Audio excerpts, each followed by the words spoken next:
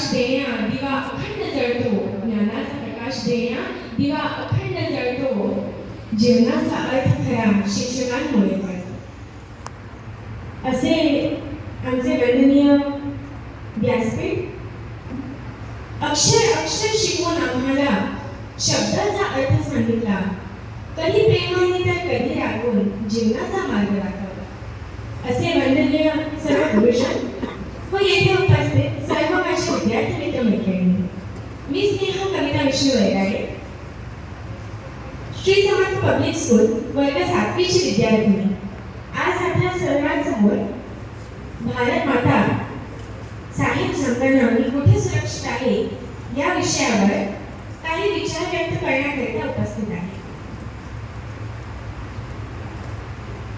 भारत माता एकच दैवत, येत्या दिवसांचे इतर देव हे नाम मात्र आणि केवळ नवसांचे, असे हे शब्द स्वामी विवेकानंदांचे. या जगातील सर्वात सुंदर गोष्ट म्हणजे माझी भारत माता. देशाच्या रक्षणासाठी जिथे हजारो वीर जन्माला आले, निर्भय राहून त्यांनी युद्ध प्राणही अर्पण केले. संत कबीरांचा जन्म येथेच झाला, ज्यांनी मानवतेचा संदेश दिला. स्वामी विवेकानंदांच्या भाषणाने परदेशात देखील धुरळ पडले. भारताच्या ज्ञान आणि विज्ञानाने जगभरातील लोक प्रभावित झाले. येथे झाडांपासून ते गवतापर्यंत सर्व काही रोगांना दूर करते. आणि म्हणून या जगातील सर्वात सुंदर गोष्ट म्हणजे माझी भारत माता आहे, माझी भारत माता आहे.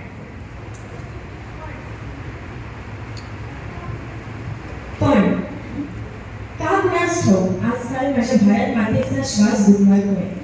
भारत माता म्हणते की जी लेकरं माझ्यासाठी परक्यांची लढली, आज तीच एकमेकांशी भांडताना पाहून माझा जीव कोंडतोय. यासाठीच का तुम्ही मला 77 वर्षांपूर्वी परक्यांच्या गुलामगिरीतून मुक्त केले? अहो, मातेला तिची सर्व लेकरं सारखीच, मग तो काश्मीर पासून कन्याकुमारीपर्यंत कुठेही करतात असे ना.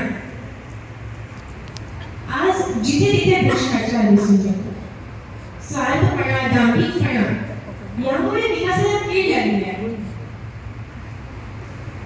लोकांच्या ओठात गोड भाषा आणि डोळ्यात कपटी नशा आहे.